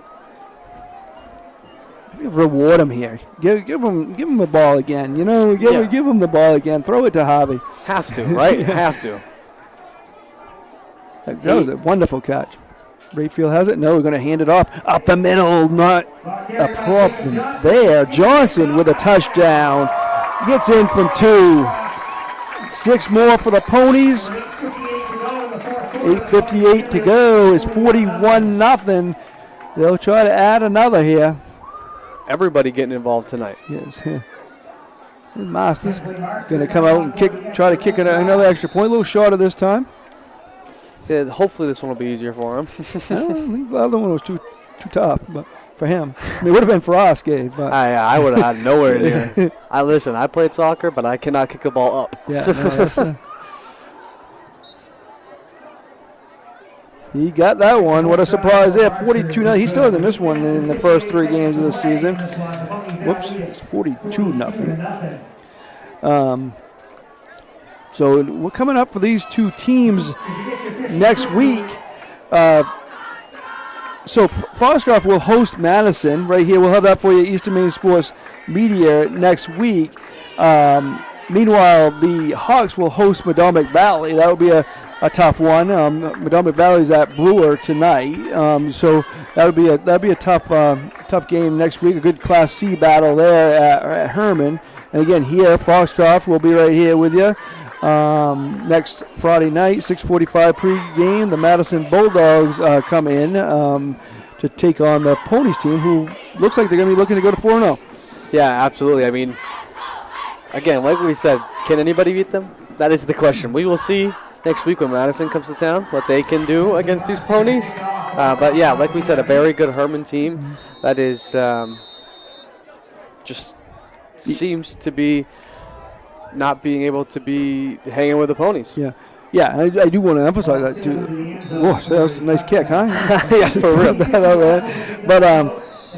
yeah, I want to emphasize that Hermon is a good, decent Class C football team. Yes. You know, they're going to compete. They'll be in the mix, and one of the teams in the mix in the playoffs, and you know, battling for in at least the semifinals, I would think. Yeah. You know, so you know that tells you what Foxcroft's doing tonight. Yes. Yeah. Yeah, absolutely. I mean, to do this against such a good team just shows how good this Ponies team really is. And I mean, we could say it till we're blue in the face, but it will never stop being true. Yeah.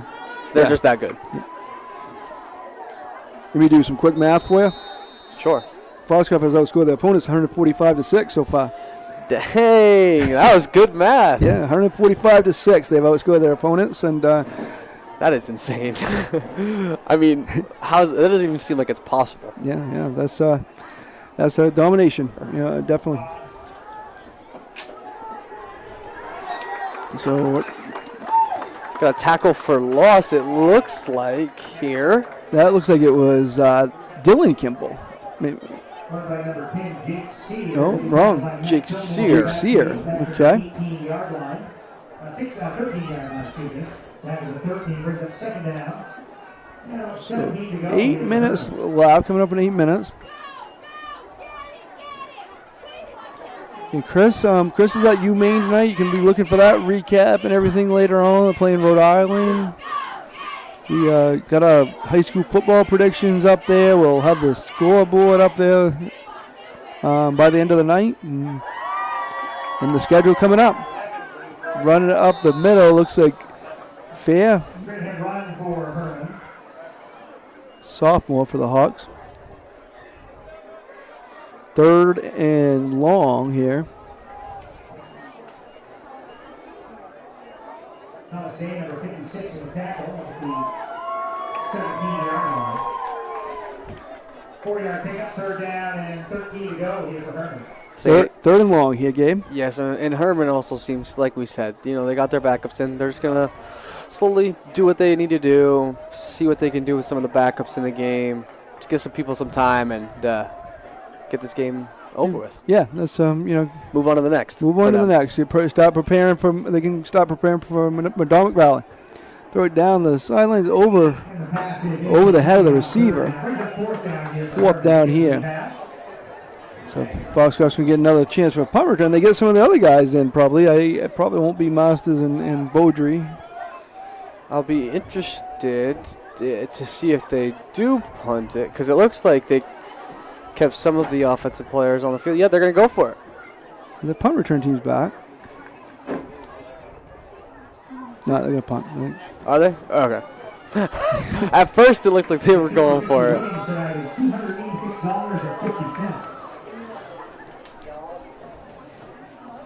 So that's is that Evan Seavey back? What?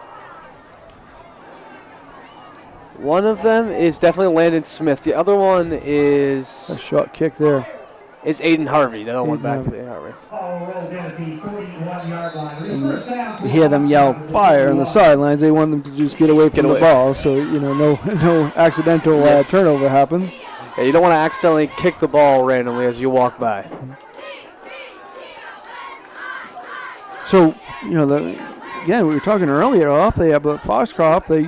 Next week they play a home also. They only have one more home game after that, just like that. Yes. And it goes quick and that. So again, we'll have all the Foxcroft home games here for you in Eastern Maine Sports Media. We have next week's, and then on October 13th is their senior game, and that will be Freeport will come in. Be interested to see how Freeport does against John Baps on Monday. Kind of see where they're at this point in the season. Absolutely. They run to the left there. Landon Smith,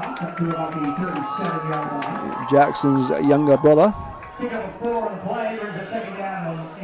Saying I would expect them to run the ball the rest of the way, just run the clock out. Yeah. And again, like we said for Hermon, it's the same for Foxcroft. On to the next, get to the next game, and prepare for them. Yeah, it's been a good night here for them, and we talk. And let's talk about the coach, because this will be his 100th career event win, and it's a significant milestone in high school football. Yeah, no question. I mean, I don't know how aware he is, obviously, or how aware the sidelines is right now. I think he's aware because when we were down there earlier, I heard some kids, saying, "Go get your Hermon, Danny," and stuff. So I think I think that very well aware, and I think I'm sure he didn't focus on it all week, but I'm sure other people let him know, and for sure. and stuff. So definitely. Heck of a career for Coach Danny White, and is amazing what he has done. This program has always been good, but he has continued that success. It starts at the younger levels and then just builds up, and they don't rebuild, they reload. Yes, absolutely. And again, they have a lot of seniors on this team. This is very early in the season. They're going for they're hoping for a back-to-back state championship. But even next year, when they lose those seniors, their backups come in and do a heck of a job. Yeah, I mean, you're seeing the backups in right now, and they've been doing great. On cue, there's a fumble. As you say that, the ball goes to the ground.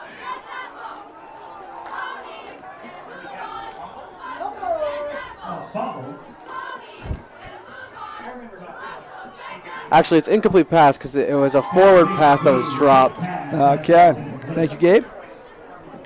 I wondered because at first I said fumble, but then I realized that it was a forward pass. I thought, oh, maybe that's incompletion, and the referees did say that yes, it was affected incompletion.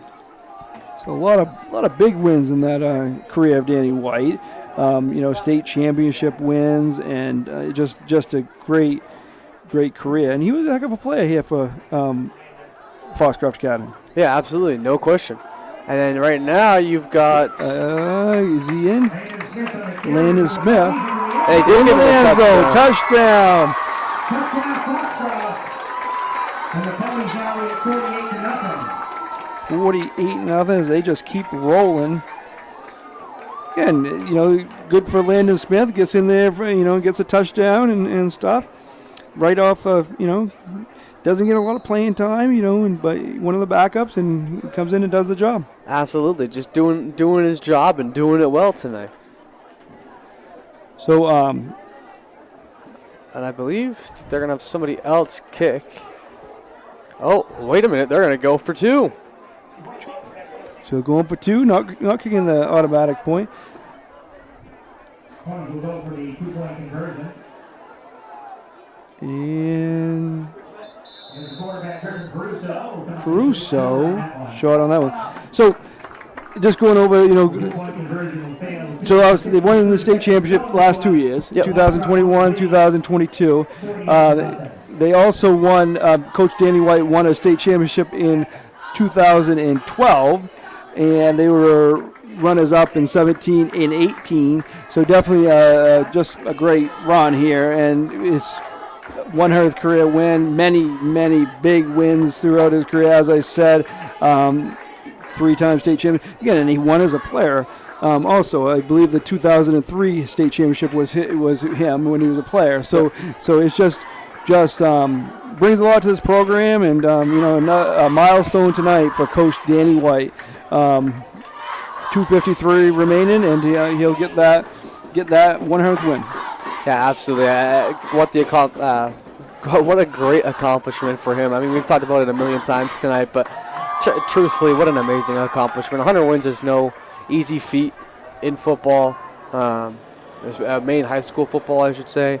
And so good on him, and good on his players as well for coming to play every single day, every single Friday for their coach.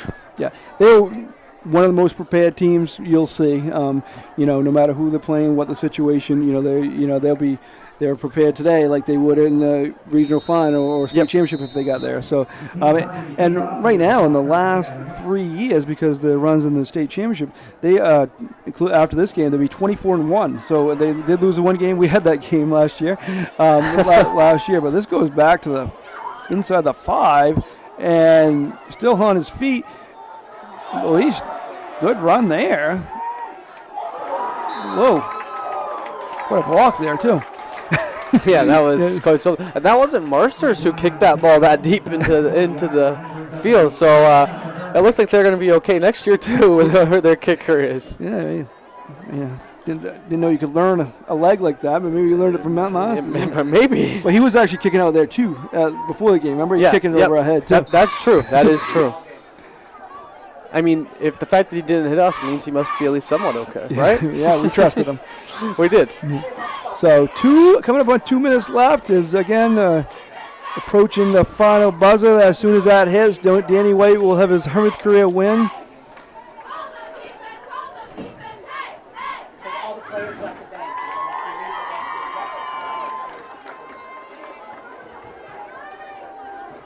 Tosses it back, but the Ponies are right there, all over the place, swarming. I mean, even the backups, you see like 3-4 guys immediately swarming the ball. I mean, that's just good coaching through and through. I mean, right? If that's from 1 to, I don't know how many they have on their roster, but however many they have, it's like being well coached to a T, no matter if you're playing every down or playing a down every other game or so. Yeah, they get in there, and they know their role, they know what they're supposed to do, and they do it. As you said, it doesn't matter if it's Wyatt Rayfield and Jaden Richard or Gage Beaudry or Landon Smith comes in and gets a touchdown. He doesn't get a lot of playing time, and he runs one in. Coming down, probably 1 or 2 more plays in this game as we're at a minute left. Be right here next Friday. Madison will come into town. They play the Ponies. That's 6:45 pregame. Also be a field hockey game on Tuesday over to the field house, 5:15 pregame. That's a big one as Foxcroft and Dexter will play on 2 undefeated field hockey teams there. So, and that's at the Jim Robinson Field House. Let's get here. I think this might be the last play here. Coming up on 30 seconds left. One more play. Boy, our last 2 broadcasts here, the second half goes pretty quick, huh? Yes, it has. I mean, that's the Foxcroft Ponies for you, right? Yeah, they're just going down it now. And that's how it ends. Congratulations to Coach Danny White on his 100th career win. Well deserved as he has his team prepared week in and week out. Congratulations to him and his team for this victory tonight as the Ponies move to 3-0 on the season. As the 2-time defending state champion, they're going to get Coach White right there. As gave him the Gatorade bath. As Coach White gets his players got him. Wyatt Rayfield and Kensley Masters got him, and as Coach White down there with his assistant coaches is again 100 career wins. Quite a milestone here at Foxcroft Academy. So, Gabe, your impressions of this game and what Foxcroft just did. I mean, my impression of this game is, 1, wow, Foxcroft is as good, if not better, than we thought. Because, truthfully to me, I thought this game was going to be close. Mm-hmm. I mean, it's a really good class, like we said, a really good Class C team in Hermon coming in here, and Foxcroft looked fantastic. That's the first takeaway. Secondly, I mean, as good as Foxcroft played offensively, defensively, I mean, they shut down a team who had over 600 yards in 2 games on the ground and held them to, I don't know the exact stat, but it wasn't a whole lot of yards on the ground. So it's just fantastic all-around job well done for Foxcroft tonight. Yeah, and a shutout, 2 shutouts in a row. They gave up 6 points the first week. I believe that means the coaches will be doing some push-ups here in a few minutes because they do that when they get the shutouts, and it just you can tell how happy his players are for him. Yes. Coach White, you can tell how happy they are for him. But we're going to wrap things up here from Foxcroft Academy here. Want to thank you, Gabe. Thanks, Matt Chadbourne, for doing the camera work, and final thoughts, Gabe. Have a good night, everyone. that was deep. But I want to say thank you for watching this broadcast of Eastern Maine Sports Media. Thank you to all the sponsors. And if you want to sponsor, contact me and Mark at easternmainesports@gmail.com. Our next broadcast is Tuesday at the Jim Robinson Fieldhouse as Dexter and Foxcroft Field Hockey.